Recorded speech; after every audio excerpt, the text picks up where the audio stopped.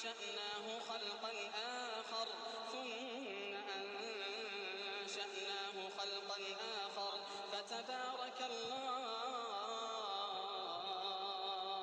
فتبارك الله أحسن الخالقين. ثم إنكم بعد ذلك لميتون ثم إنكم يوم القيامة تبعثون. ولقد خلقنا فوقكم 7 طرائق وما